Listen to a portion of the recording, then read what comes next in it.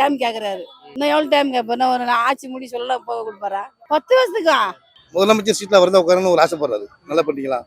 அப்போ முதலமைச்சர் சீட்டில் அவர் தான் உட்காரணும்னு ஆசைப்படுறதுனால வந்து ஓப்பன் சீட்டை வந்து ஒதுக்குனாரு. ஆனால் சிங்கப்பூர்னு சொல்லியிருக்காங்க. ஆனால் சிங்கப்பூர் அந்த அளவுக்குலாம் ஒன்றும் இல்லை பார்த்துக்கோங்க. சும்மா ஏதோ போகிறாங்க வராங்க, இருக்கிறவங்க பேசிக்கிட்டு இல்லாதவங்க போய் கேட்டு போயிட்டே இருப்பாங்க, அவ்வளோதான். 65 வருஷமா வந்து ஒரு திராவிட கட்சிகள் வந்து ஆட்சி பண்ண இடத்துல புதுசாக ஒருத்தர் வந்தாங்கன்னா அவங்க அவ்வளோ ஈஸியாக விட்டுற மாட்டாங்க. அவங்க என்னென்ன பண்ணமோ எல்லாம் பண்ணுவாங்க. ஏன்னா இத்தனை வருஷமா டிஎம்கே ஏடிஎம்கே அவர் வச்சிடணும் வேற, அதை மாற்றிருக்காரு அவர் அதை புரிஞ்சு நடந்துக்கணும். ஏன்னா வந்து ஒன்றுமே செய்யல. கேஸும் சரியாக வரமாட்டேங்குது வீட்டுங்களில். கரண்ட்டு கூட வரமாட்டேங்குது. முன்னெல்லாம் கரண்ட்லாம் கரெக்டாக இருந்துச்சுப்பா. இப்போ கரண்ட்டே வரமாட்டேங்குது. 1 to 1 நாள் வருது கரண்ட்டு. போன ஆட்சியில் கரண்ட்டே ஆஃப் ஆனது கிடையாது. இந்த ஆட்சியில் தான் கரண்ட்டே ஆஃப் ஆகிடுச்சு. தூக்கம் இல்லாத பெண்களுக்கு பாதுகாப்பு பண்ணுறது அது ஒரு இதே நல்லது தான். பெண்களுக்கு பாதுகாப்பு, நாட்டுக்கு நல்லது செய்யணும் அவர் வந்தது. அதான் அதை பிறகு அது ஒரு நல்லது செஞ்சுக்கிறாரு போல. என்ன ஒன்று அவர் சொன்னது செய்யலையே, அதான் ஒன்று. அதே எப்படி முகஸ்டாலினுக்கு தான் வந்தாரு. மக்கள் சொல்றாங்களா அவர் சொல்றாரா? டைம் கேட்குறாரு. இன்னும் எவ்வளோ டைம் கேட்பாரு? ஒரு ஆட்சி முடி சொல்ல போக கொடுப்பாரா? 10 வருஷத்துக்கா சொல்றாங்களா? மக்கள் சொல்றாங்களா? சரி 20 வருஷம் எப்பா, இந்த 5 வருஷத்துக்கே ஒண்ணுமே தெரியல. தமிழ்நாட்டில் இப்போ கொஞ்சம் எல்லாமே ஸ்லோவாக தான் போய்கிட்டு இருக்கு. ஆனால் என்ன இருக்கிற அமைச்சர்கள் எம்எல்ஏலாம் கொஞ்சம் வந்து நல்லா இன்னும் நிறைய சரியாக கற்றுக்கிறணும். நிறைய கற்றுக்கிட்டு இன்னும் மக்களுக்கு நல்லது செய்யணும். எல்லாமே அவங்க தெரிஞ்சுக்கிறணும். முதல்ல தெரிஞ்சுக்கணும், முதல்ல கற்றுக்கணும். அதை வந்து அதாவது எல்லாமே புதுசாக வந்திருக்காங்க. அவங்களுக்கு அரசியல் பற்றி இதுவரையுமே தெரியல. அவங்க இன்னும் நல்லா நிறைய தெரிஞ்சுக்கிட்டு மக்களுக்கு நிறையா கொண்டுக்கணும், எல்லாமே செய்யணும். அது அவங்க கத்துக்கிற பொறுத்து இருக்கிறது. அப்படின்னா அடுத்த டைம் மக்கள் ஓட்டு போட மாட்டாங்க. மக்களுக்கு எதாவது நல்லா பண்ணாதான் அடுத்து ஓட்டு போடுவாங்க. என்ன சொல்றீங்க? எப்படி சொல்றதுன்னா, அவர் மக்களுக்கு இன்னும் எவ்வளவு நல்லா செய்யறாரோ, அப்ப அது மாதிரி மக்கள் மனசு இன்னும் நல்ல ஒரு ஆழ்ந்த இடத்து பிடிச்சிட்டாருன்னா கண்டிப்பா நம்ம அவர் வரலாம். இப்போ அவர் வந்ததுக்கு அப்புறம் இந்த பாதுகாப்பு, பெண்கள் பாதுகாப்பு, லஞ்ச ஒழிப்புலாம் கொஞ்சம் தடை போடுன்னு சொல்லியிருக்காரு. கொஞ்சம் பரவாயில்ல போய்கிட்டு இருக்கு. ஆனால் இன்னும் கொஞ்சம் நல்லா பண்ணணும், பெட்டரா. முதல் இந்த போதை ஒழிப்புகளை வந்து கொஞ்சம் கண்ட்ரோல் பண்ணணும். இந்த கஞ்சா இதை ரொம்ப அதிகமாக போய்கிட்டு இருக்கனால மக்கள் கஷ்டப்பட்டு அங்கிட்டு ஓடுறாங்க. சண்டை சச்சரவு எல்லாம் கொஞ்சம் குறைக்கணும். அதுக்கு காவல்துறை வந்து கொஞ்சம் நல்லா பண்ணணும். வந்தோடனே பார்த்தீங்கன்னா 717 டாஸ்மாக் வந்து மூடி இருக்காரு.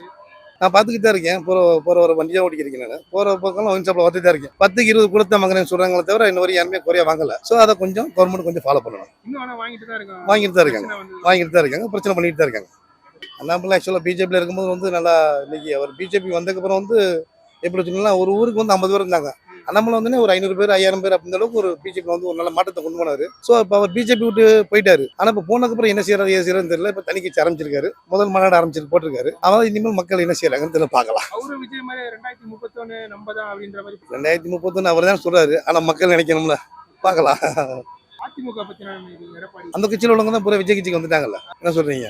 அதுதான் வந்து அவரே சொல்லிட்டாரு, ஒண்ணுமில்லாத கட்சி ஆக்கிட்டாருல. எடப்பாடி மட்டும் தான் இருக்காரு, நீ அவர் மட்டும் தான் சேலத்தில் இருப்பாரு, வேற யாரும் இருக்க மாட்டாங்க. ஸோ அவருக்குள்ள உள்ள ஈகோ பிரதர். ஆக்சுவலா என்ன கேட்டீங்கன்னா, இப்போ முதலமைச்சர் சீட்டில் அவர் தான் உட்காரணும்னு ஒரு ஆசைப்படுறாரு. நல்லா பண்ணிக்கலாம். அப்போ முதலமைச்சர் சீட்டில் அவர் தான் உட்காரணும்னு ஆசைப்படுறதுனால வந்து ஓப்பன் சீட்டை வந்து ஒதுக்குனாரு. ஏன் உங்களுக்கு ஓப்பன் சீட்டை ஒதுக்குனாரு? அம்மா இருக்கும்போதே முதலமைச்சர் இருந்தாங்க ஓப்பன் செல்வம். என்ன சொல்றீங்க? இப்போ அவங்க இருக்கும்போதே வந்து இப்போ இவர் வந்துட்டாருன்னா நமக்கு முதலமைச்சருக்கு வந்து கொஞ்சம் கஷ்டம் வந்துடும், நம்மளுக்கு இடிபாடு வந்துடும். அப்போ நம்ம முதலமைச்சர் சீட்டில் உட்கார முடியாது அப்படிங்கிற கிழக்குலாம் ஆட்டோமேட்டிக்காக வந்து அவர் இந்த ஓப்பன் வந்து ஒண்ணுமலம் ஆகிட்டாரு. இப்ப கடைசியில் இவரே ஒண்ணுமலம் ஆகிட்டாரு. இல்ல நான் கேள்விப்பட்டு தான் இருக்கேன்.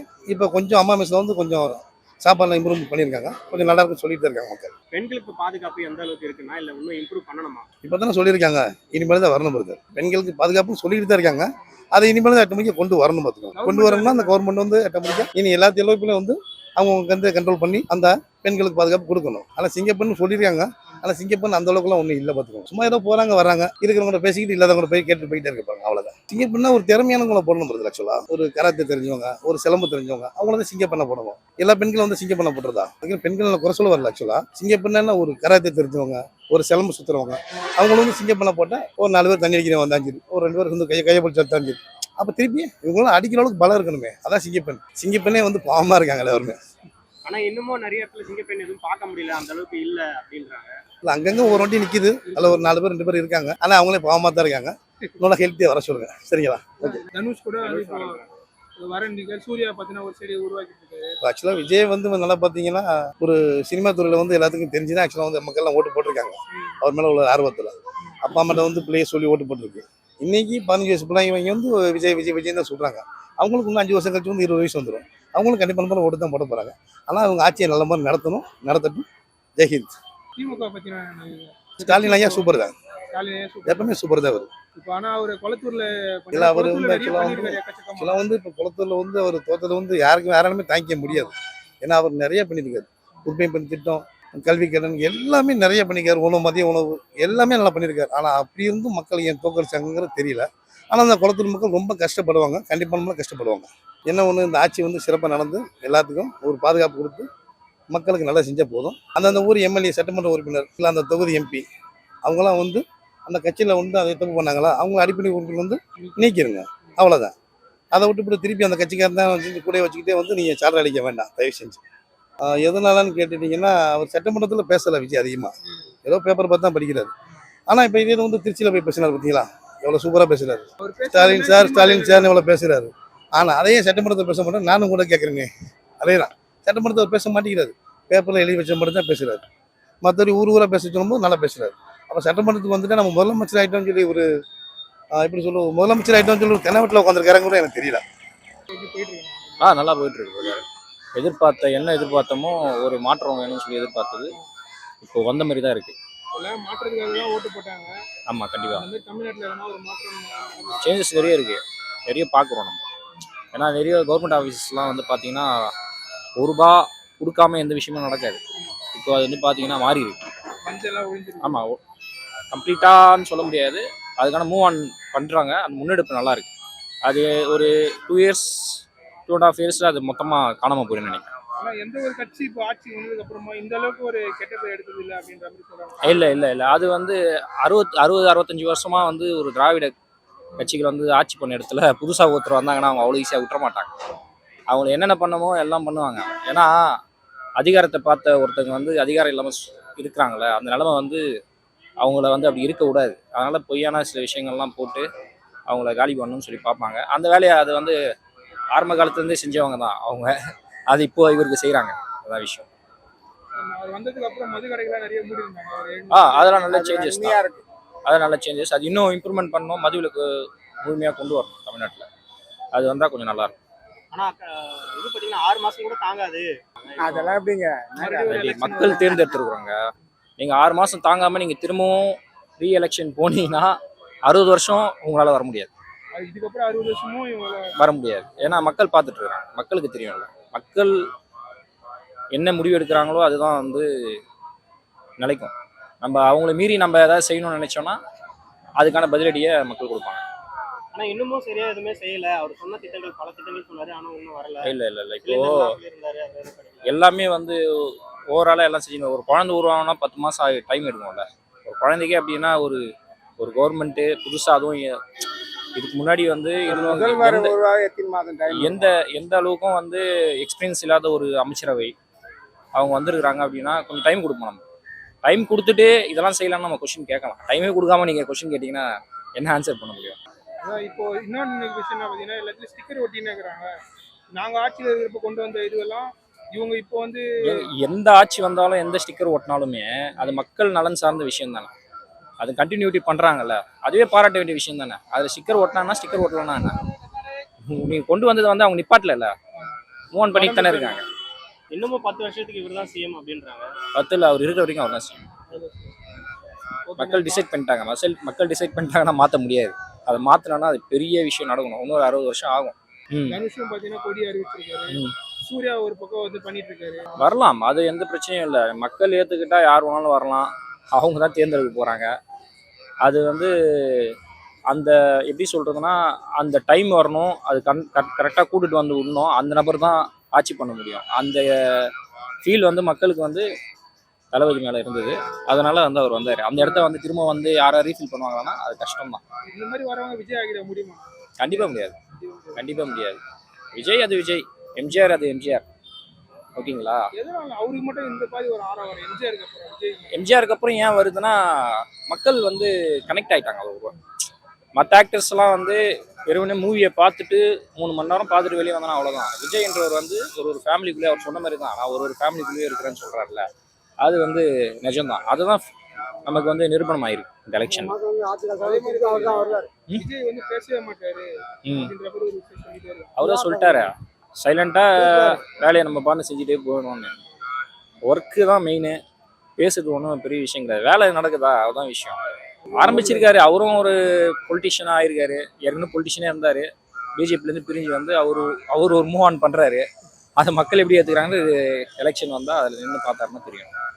திருமாவளவன் பற்றி என்ன சொல்கிறதுனா, அவர் ஒரு டைமுக்கு ஏற்ற மாதிரி ஒரு மாதிரி பேசுகிறாரு. அதை அவர் கொஞ்சம் மாற்றிக்கினா நல்லது. அதுதான் சொல்கிறேன். விஜய்க்கு தளபதிக்கு அவர் சப்போர்ட் பண்ணுறாரு அப்படின்னா அவர் வச்ச இடம் வேறு. இத்தனை வருஷமாக டிஎம்கே ஏடிஎம்கே அவர் வச்ச இடம் வேறு. அதை மாற்றிருக்காரு அவர் அது புரிஞ்சு நடந்துக்கணும். ஏன்னா வந்து அவங்களுடைய பொலிட்டிக்கலில் இருக்கிறவங்களே பார்த்தீங்கன்னா அவர் பேசுகிறது வந்து கொஞ்சம் ஏற்றுக்க மாட்டான்.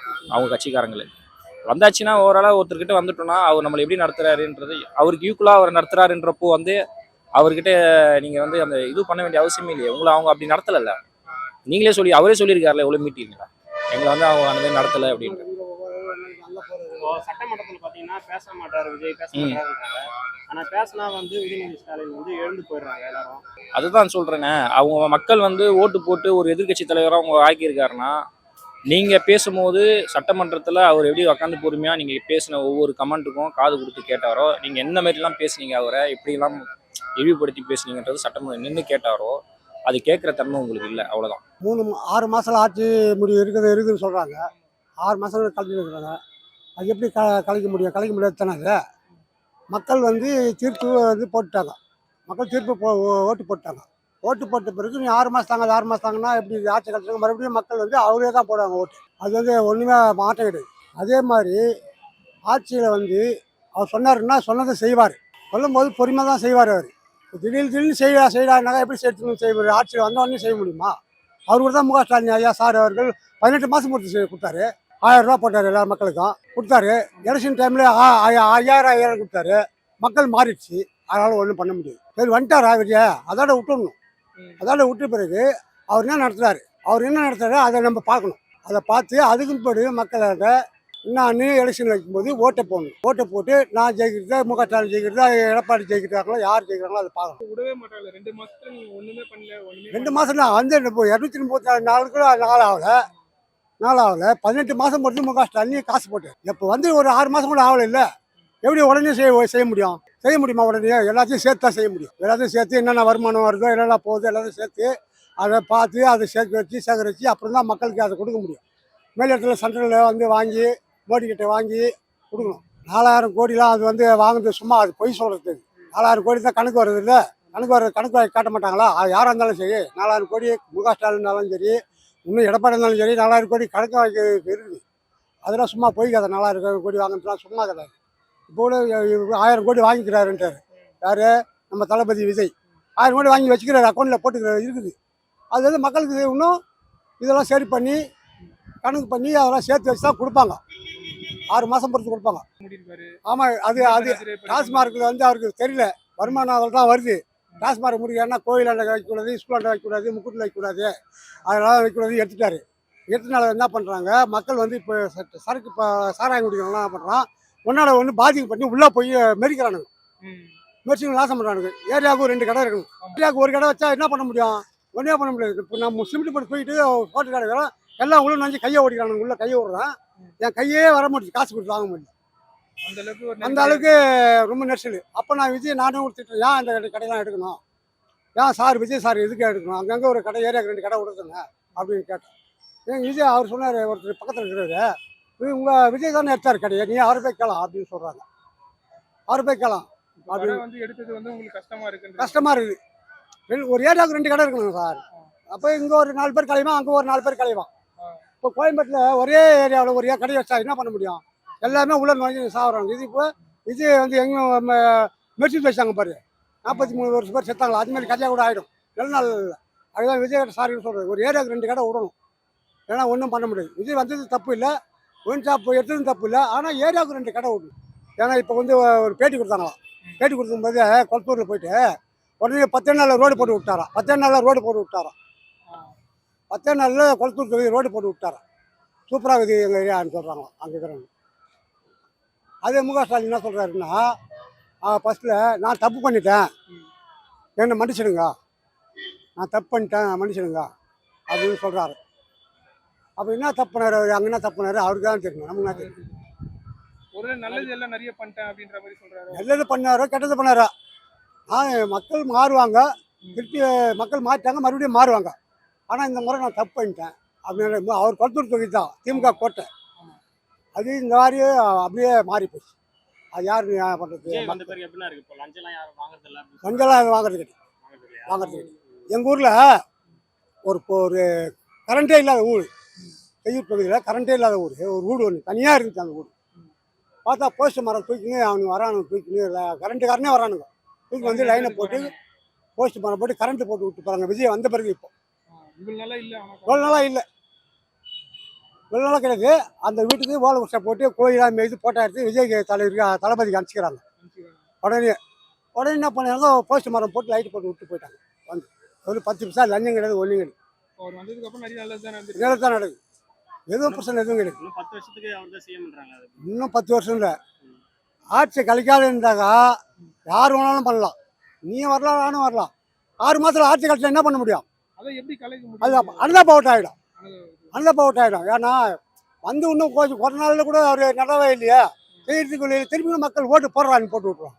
கண்டிப்பாக அது செய்யறதுக்கு உண்மை போட்டுருவாங்க. அது வந்து 5 வருஷம் அப்படியே விட்டுடு, பாலிசாக விட்டுடு.